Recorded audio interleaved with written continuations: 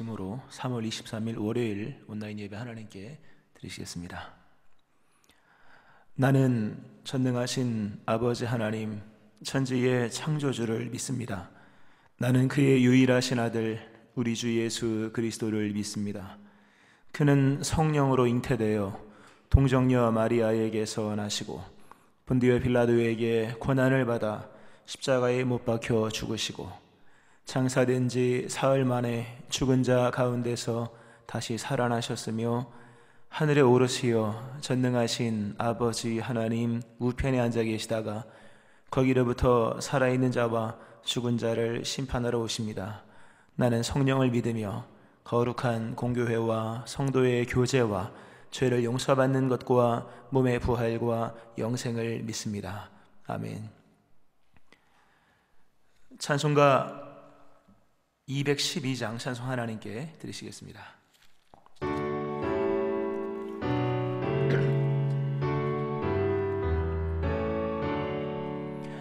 겸손히 주를 섬길 때 괴로운 일이 많으나 구주여 내게 힘주사 잘 감당하게 하소서.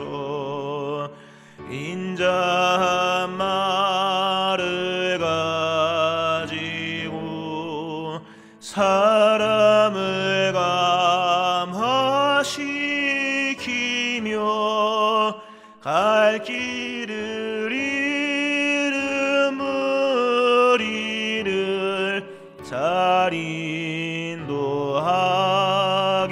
하소서. 구주의 귀한 인내를 깨달아 알게 하시고 굳건한 믿음 주셔서 늘 승리하게 하소서. 장래의 영광 비추사 소망이 되게 하시며 구주와 함께 살면서 참 평강 얻게 하소서. 아멘. 기도하겠습니다. 허물과 죄로 죽었던 우리를 살리신 하나님 감사드립니다. 그 사랑을 확증하셨고 영원히 변치 않는 은총을 베푸십니다. 우리가 넘어지고 쓰러지고 또 연약한 가운데 있으나 그럼에도 그 사랑 안에서 오늘도 승리자로 서 있습니다. 오늘 하나님을 찬송하며 오늘도 하나님께 예배를 드립니다. 우리 예배를 받으시며 오늘도 주를 만나기를 원합니다. 허락하신 하루의 삶을 주와 동행하기를 원하고 휘장 가운데 열어놓으신 그 새로운 살길, 그 믿음의 길을 가는 자 되기를 원합니다. 하나님, 오늘 예배로서 하나님께 올려드리고 또 주의 동행하심 역사하심을 소망하며 나가오니 하루의 마감이 되는 오늘 밤에 우리가 하나님의 동행하심을 고백하며 또 하나님께 감사할 수 있는 하루가 되기를 원합니다. 하나님, 여러 가지 제한된 삶을 살고 있으나 그 제한된 상황 속에서 새롭게 행하시는 하나님 역사를 보기 원합니다. 우리의 눈과 귀와 마음의 집중을 주께로 더 인도하셔서 우리 흔한 일상 속에서 보지 못했던 것을 보게 하시고 듣지 못한 것을 듣는 저희들 되게 하여 주옵소서. 하나님, 서로 같이 있는 시간들이 많아지고 있습니다. 귀한 시간 주심에 감사하고 서로 사랑하되 주께서 우리를 사랑하신 것처럼 서로 사랑하는 귀한 시간들이 되게 하여 주옵소서. 말씀을 듣습니다. 들음에서 나는 믿음의 역사가 오늘도 있게 하여 주시고 또 믿는 자의 역사하시는 하나님의 귀한 복이 말씀 가운데 임하게 하여 주옵소서. 예수님 이름으로 기도합니다. 아멘. 하나님 말씀 신명기 1장 9절부터 18절 말씀입니다. 그때에 내가 너희에게 말하여 이르기를 나는 홀로 너희의 짐을 질 수 없도다. 너희의 하나님 여호와께서 너희를 번성하게 하셨으므로 너희가 오늘날 하늘의 별같이 많거니와 너희 조상의 하나님 여호와께서 너희를 현재보다 1000배나 많게 하시며 너희에게 허락하신 것과 같이 너희에게 복을 주시기를 원하노라. 그런즉 나 홀로 어찌 능히 너희의 괴로운 일과 너희의 힘겨운 일과 너희의 다투는 일을 감당할 수 있으랴. 너희의 각 지파에서 지혜와 지식이 있는 인정받는 자들을 택하라. 내가 그들을 세워 너희 수령을 삼으리라 한즉 너희가 내게 대답하여 이르기를 당신의 말씀대로 하는 것이 좋다 하기에 내가 너희 지파의 수령으로 지혜가 있고 인정받는 자들을 취하여 너희의 수령을 삼되 곧 각 지파를 따라 천부장과 백부장과 50부장과 10부장과 조장을 삼고 내가 그때에 너희의 재판장들에게 명하여 이르기를 너희가 너희의 형제 중에서 송사를 들을 때에 쌍방간의 공정히 판결할 것이며 그들 중에 있는 타국인에게도 그리할 것이라. 재판은 하나님께 속한 것인즉 너희는 재판할 때에 외모를 보지 말고 귀천을 차별 없이 듣고 사람의 낯을 두려워하지 말 것이며 스스로 결단하기 어려운 일이 있거든 내게로 돌리라. 내가 들으리라 하였고 내가 너희의 행할 모든 일을 그때에 너희에게 다 명령하였느니라. 아멘. 하나님의 크신 은총이 오늘 월요일 온라인 예배 드리시는 여러분들 위에와 여러분의 가정, 생업 위에 함께 하시기를 또 교회 위에 함께 하시기를 주의 이름으로 축원합니다. 신명기서를 우리가 지금 보고 있습니다. 이 신명기 학계가 끝나고 신명기서를 보고 있는데요. 신명기는 모세가 이스라엘 백성이 가나안에 이제 진격하기 바로 직전에 모압 평지에서 그의 마지막 이제 고별 설교이죠. 마지막 드린 설교의 말씀입니다. 전체적으로는 율법 하나님께 주신 10계명에 대한 재조명이요 또 상황에 맞는 해석인 것입니다. 그 10계명을 우리가 지금 보고 있는데요. 10계명은 이제 출애굽한 지 40년 11월 하루가 지난 그 시점에서 이제 설교가 시작됩니다. 그리고 말씀이 다시 선포되는 것이죠. 이 오늘 10계명의 이 말씀을 듣는 사람들은 출애굽 1세대가 아니고 그 1세대의 아들들 또는 딸들 20세 이하의 그들 그러나 장성한 그들이 이제 그들에게 선포되는 말씀입니다. 참 귀하죠. 다시 선포되는 말씀을 들을 수 있다고 하는 것은 복 중의 복입니다. 오늘 우리가 이렇게 말씀을 듣는다고 하는 것은 하나님 역사가 하나님의 약속이 살아있다는 증거입니다. 새 역사의 시작은 말씀과 함께 시작이 됩니다. 출애굽 1세대는 이 신명기의 말씀을 못 들었습니다. 그들에게는 말씀을 들려주지 않으셨습니다. 왜냐하면 그들은 가나안 땅에 들어갈 사람들이 아니었기 때문에. 물론 그들에게 십계명이 주어지고 성전 제사와 여러 것들이 주어졌으나 가나안 땅 그 세대를 위한 말씀은 주어지지 않았다는 것이죠. 이런 의미 속에서 볼 때 오늘 우리에게 하나님 말씀이 들려진다고 하는 것은 우리 안에 하나님의 계획이 살아있고 하나님의 역사심 속에 우리가 서 있다는 것을 의미할 수 있는 것입니다. 자, 신명기 말씀이 그런 의미 속에서 선포가 됩니다. 이제 신명기 오늘 1장 9절부터 18절인데요. 어제 그러니까 주일 본문에서는 하나님께서 너희가 이곳에 거한 지 오래되었으니 방향을 돌려서 가나안 땅으로 가라 라고 하신 말씀이 나옵니다. 방향 전환에 대한 말씀을 하시고 가나안 땅으로 들어가라 라는 말씀을 하십니다. 그리고 나서 그러니까 설교의 시작이 오늘 본문입니다. 실상은 신명기 총 34장으로 이어진 말씀인데요. 그 34장의 긴 말씀 속에 제일 첫 번째 어떤 말씀을 할까 궁금하지 않습니까? 여러분이 만약에 모세라면 드디어 가나안 땅에 들어가는 그 세대들에게 마지막 설교를 한다 할 때 무슨 설교 말씀을 할 것 같습니까? 여러 것을 할 수 있겠죠. 이제 왜냐하면 전쟁이 이제 코앞에 있으니까 가나안 땅이 그냥 들어가서 집 짓고 사는 것이 아니라 전쟁을 해야 하기에 전쟁도 해야 할 것이요 또 여러 가지 일들이 많이 있겠으나 신명기에서는 전쟁이나 이런 것을 얘기하지 않습니다. 뜻밖에도 여호수아는 신명기 다음에 여호수아는 전쟁의 일관인데 신명기에서는 전쟁 얘기를 하지 않습니다. 물론 모세가 이겼던 그 출애굽 과정 속에 이겼던 그 세 왕들에 관한 전쟁의 이야기는 다루지만 어떤 전쟁의 비결, 전략이나 이런 얘기는 하지 않습니다. 신명기는 철저하게 가나안 정복 이후의 삶을 얘기합니다. 너무나도 중요한 말씀이죠. 가나안을 정복한 것을 전제합니다. 정복하라, 정복해야 된다 이런 얘기가 아니고 정복할 것을 전제하고 정복한 이후에 어떤 삶을 살아야 될 것인가에 대한 얘기를 합니다. 가나안 땅에 들어가서 어떤 세상을 만들어갈 것인가에 대한 부분을 다루고 있다는 겁니다. 근데 그러한 부분은 여러 가지 부분에서 언급이 됩니다만 제일 중요한 것은 일관된 하나의 비결을 제시하고 있다는 거죠. 그것이 바로 그 유명한 신명기적 사관입니다. 신명기는 신명기적인 관점 속에서 기술이 됩니다. 그리고 이후에 신명기부터 펼쳐지는 신명기, 여호수아, 사사기, 룻기, 사무엘 상하, 열왕기 상하는 다 이 신명기적 관점으로서 역사가 기술됩니다. 신명기는 모든 이후에 가나안 들어가서 펼쳐지는 모든 왕들의 역사까지 다 그 어떤 역사가 흥망이 되고 또 성사가 됐는가라는 부분을 제시하는 중요한 기준을 얘기합니다. 오늘 신명기 개론을 좀 말씀드리는 겁니다만 그 신명기적 사관에서 제일 중요한 기준은 바로 순종입니다.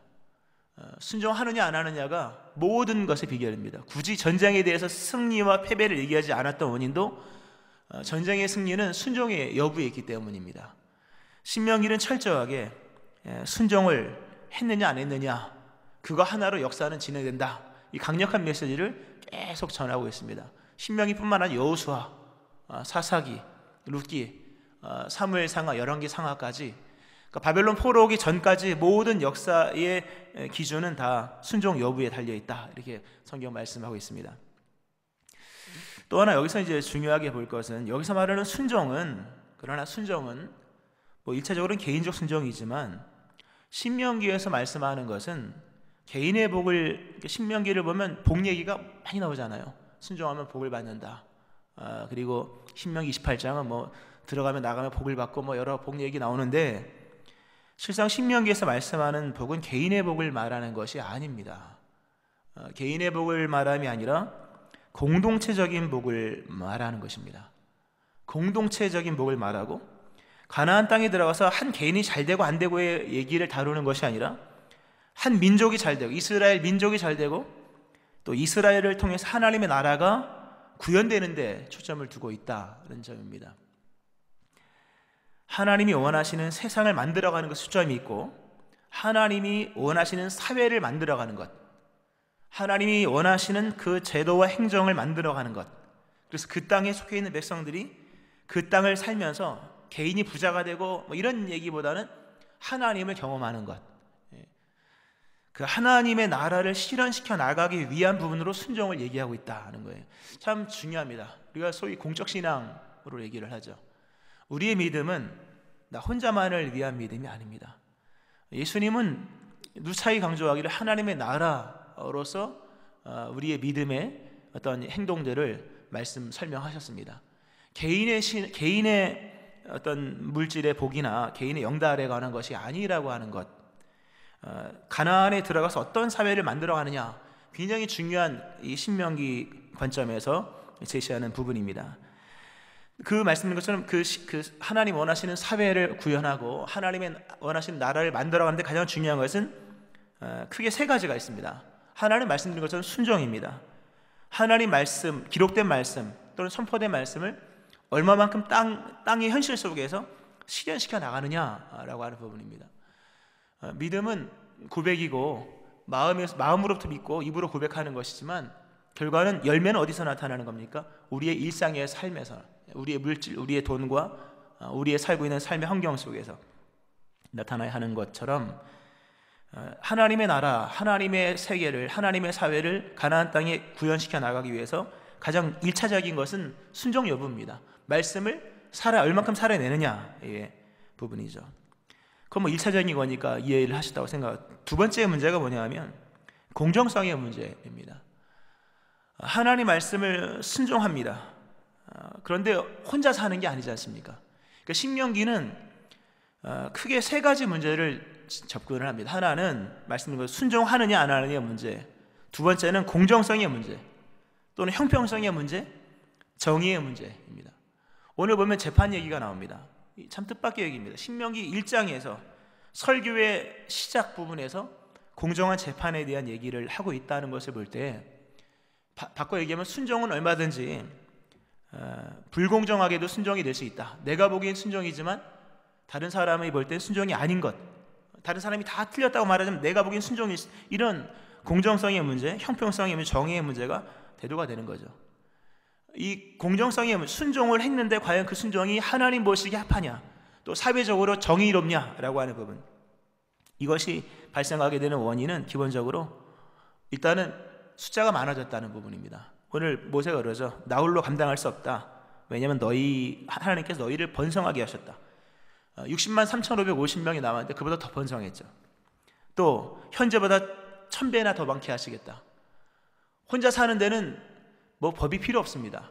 그러나 둘이 살려면 약속이 필요하고 100명이 살려면 제도가 필요하고 1000만 명이 살려면 거기에 따른 여러 행정과 제도뿐만 아니라 많은 절대적인 기준들이 필요한 거죠. 많은 사람이 함께 가나안 땅에 들어가 살기에 공정성의 문제가 대두가 된다고 하는 겁니다. 참 우리가 깊이 있게 생각을 해봐야 합니다. 이게 오늘 본문을 보면 굉장히 이상한 내용이 나옵니다. 너희가 다툰다, 너희가 재판한다, 너희가 송사한다. 이상하지 않습니까, 여러분? 모두가 다 말씀을 아는, 이 말씀으로 충만한 사람들입니다. 이 출애굽 2세대는 자신의 선대들이 죽는 걸 봤기 때문에 순종에 대한 다짐과 말씀에 대한 새로움이 있는 사람들입니다. 그런데 이들도 가나안 땅에 들어가서 분명히 서로 싸운다는 얘기입니다. 서로 재판한다는 얘기입니다. 왜 그런가 하면 하나님의 말씀을 얼마든지 자기 임의로 곡해할 수 있기 때문에. 우리는 이 말씀을 주관적으로 해석하는 경향이 많습니다. 이것이 하나님의 뜻이다. 말씀의 주관적 해석 또는 말씀의 상황적 해석으로 분쟁이 생길 수밖에 없는 것이죠. 그런 부분에서 공정성의 문제가 대두가 되고 정의의 문제가 대두가 되는 겁니다.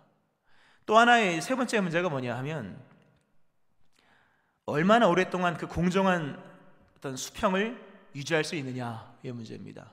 가나안 땅에 뭐 잠깐 여행 가서 뭐 사는 게 아니지 않습니까? 거기서 자손 만대가 살아가는 것인데 가나안 땅에서 얼마만큼 그 순종을 하느냐, 또 공정성 있는 순종을 하느냐, 정의롭게 순종하느냐, 하나님 말씀 얼마나 정의롭게 구현시켜 나가느냐, 그리고 그것을 얼마나 오랫동안 유지할 수 있느냐라고 하는 부분입니다.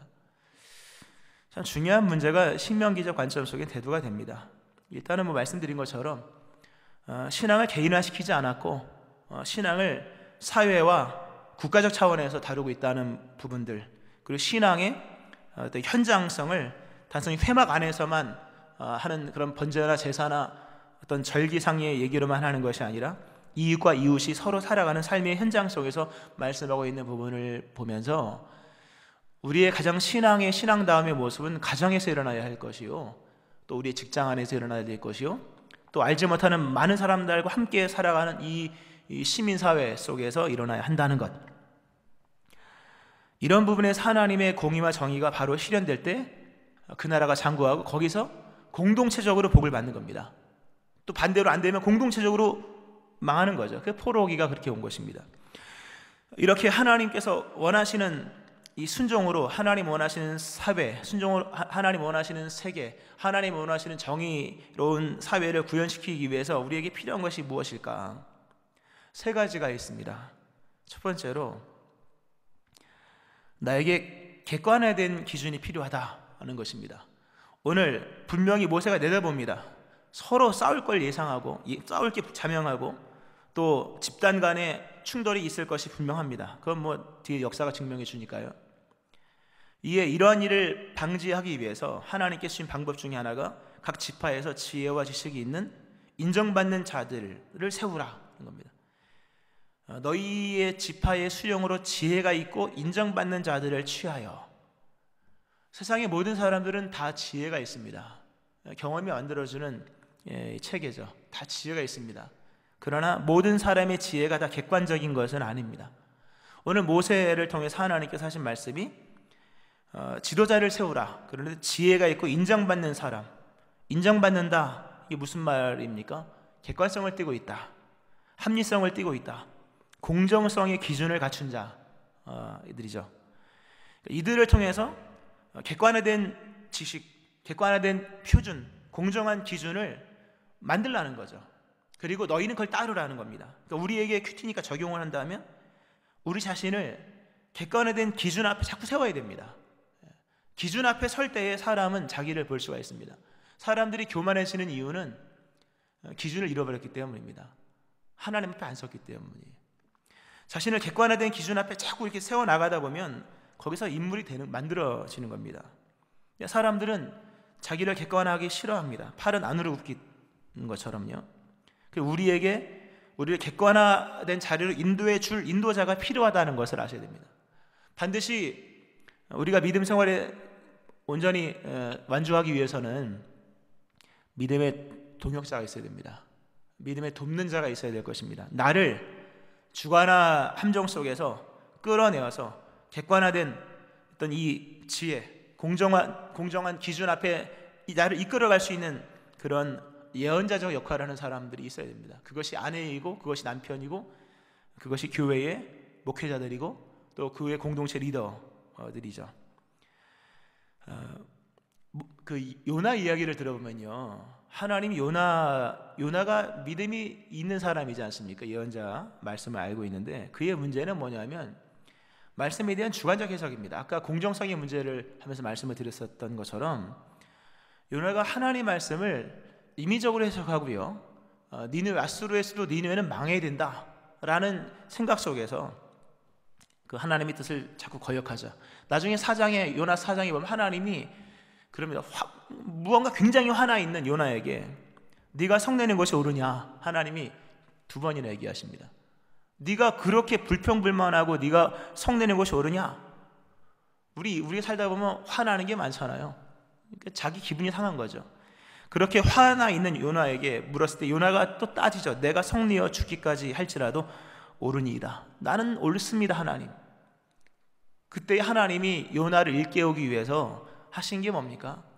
야, 봐라, 이 성에는 좌우를 분별하지 못하는 백성이 12만 명이다.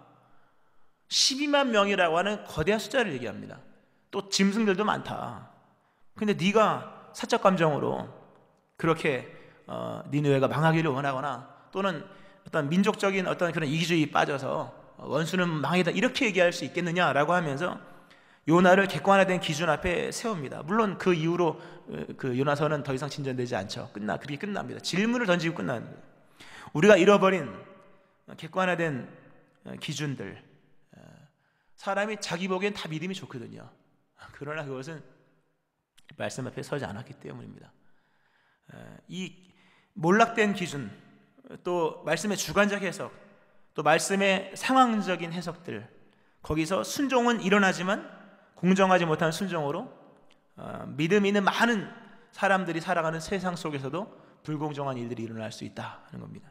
우리를 객관화된 그 기준 앞에 세우고 또 우리에게 우리의 무지함과 우리의 편중됨을 일깨울 수 있는 그런 예언자들 같은 역할을 하는 사람들이 있어야 합니다.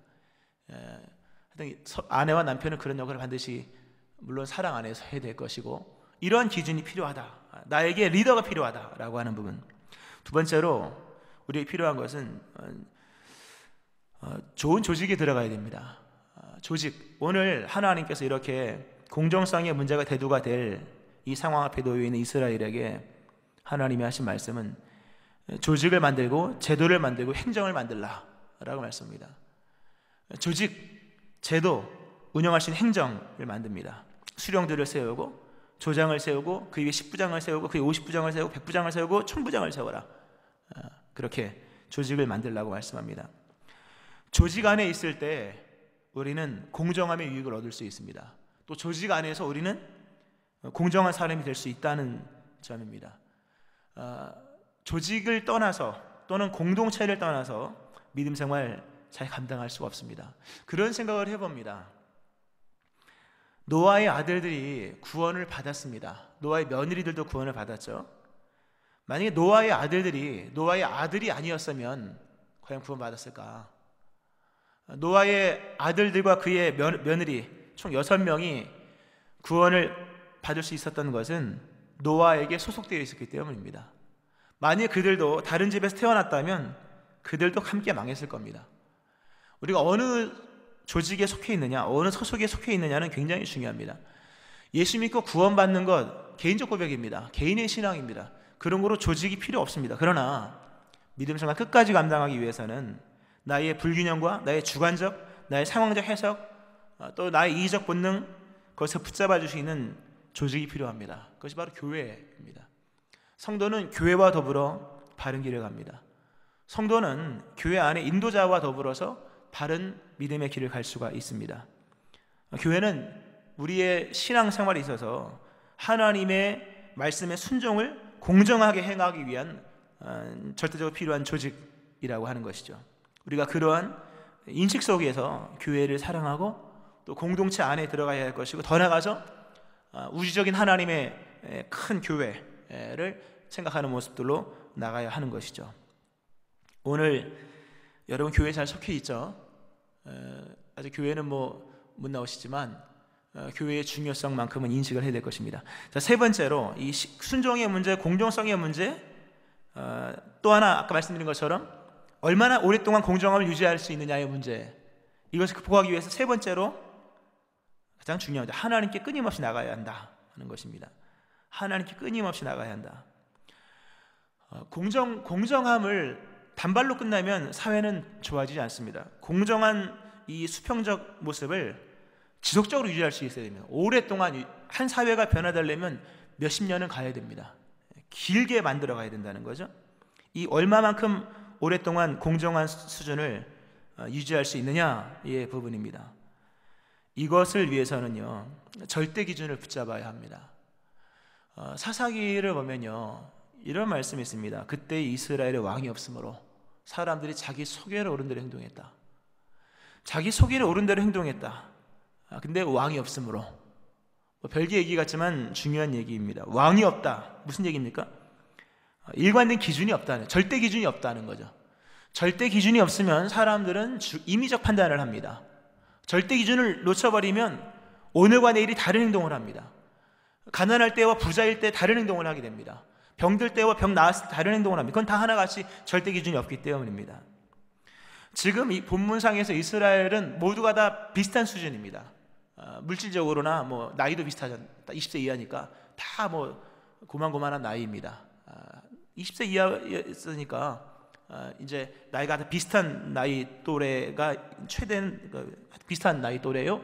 물질적으로 가나안 40년 살았기, 광야 40년 살았기 때문에 빈부 차이가 없을 겁니다. 그러나 분명 가나안에 들어가서 정복을 하고 정착을 하며 살면 시간이 지나면서 사람들의 사회적 위치는 달라질 겁니다. 물질의 소유도 달라질 겁니다. 빈부가 만들어진다는 얘기입니다. 지위 고하가 만들어질 겁니다. 상황에 따라서 동족들을 노예로 삼을 수밖에 없는 그런 일들도 일어난다고 하는 거죠. 시간이 지나면서 빈부가 발생하고 권력이 생기면서 무게가 쏠린다는 거죠. 엄청난 이제 이 어떤 중력같이 반작용되어지는 이런 일이 생긴다는 거죠. 오늘 주님께서 말씀하십니다. 재판을 할 때에 재판은 하나님께 속한 것인즉, 절대 기준을 얘기하는 거죠.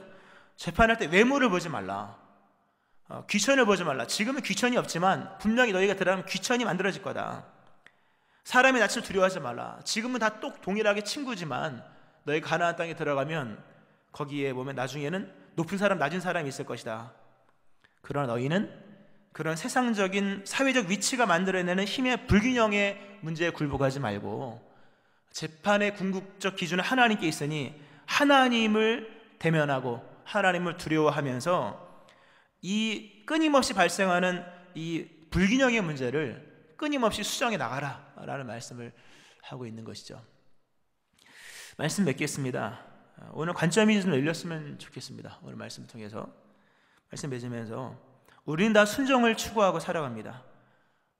그러나 그 순종이 과연 공정한가? 과연 사회적으로 의미가 있는가? 국가적인 부분에서 유익한가? 하나님 보실 때 어떤가를 보아야 할 것입니다.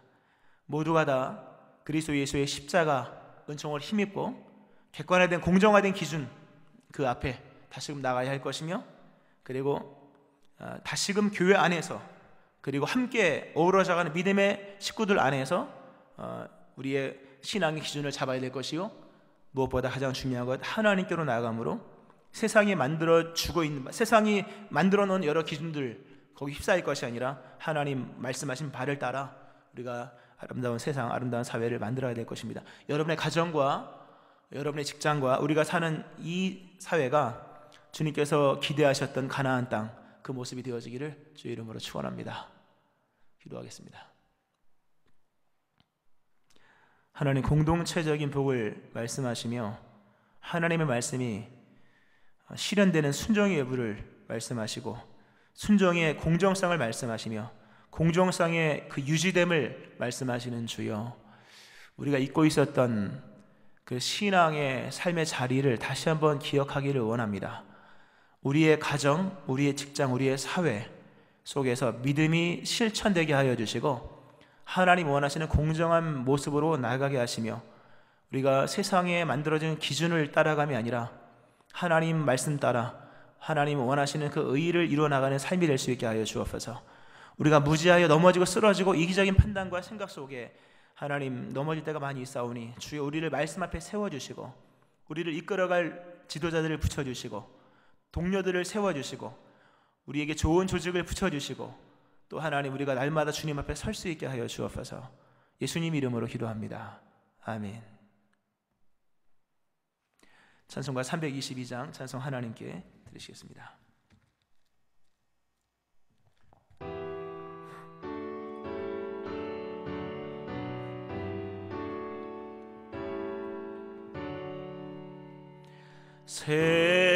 세상의 헛된 신을 버리고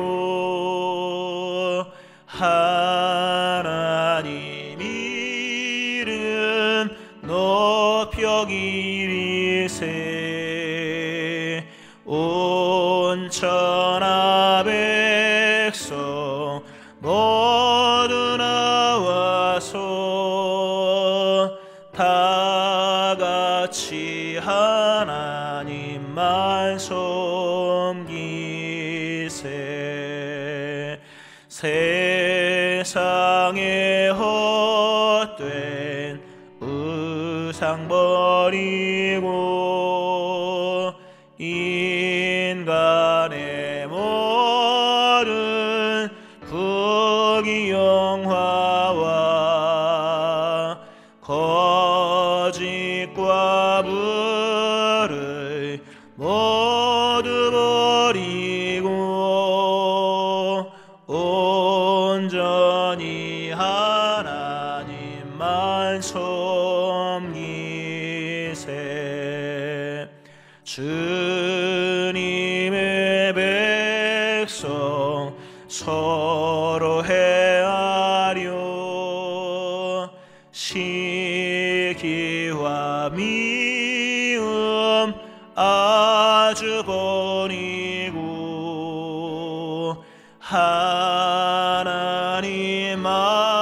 하나님만을 홀로 섬기는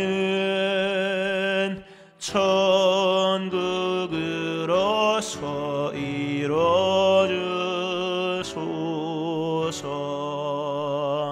아멘. 주기도문 드리심으로 오늘 예배를 마치겠습니다. 하늘에 계신 우리 아버지, 아버지의 이름을 거룩하게 하시며 아버지의 나라가 오게 하시며 아버지의 뜻이 하늘에서와 같이 땅에서도 이루어지게 하소서. 오늘 우리에게 일용할 양식을 주시고 우리가 우리에게 잘못한 사람을 용서해 준 것 같이 우리 죄를 용서하여 주시고 우리를 시험에 빠지지 않게 하시고 악에서 구하소서. 나라와 권능과 영광이 영원히 아버지의 것입니다. 아멘.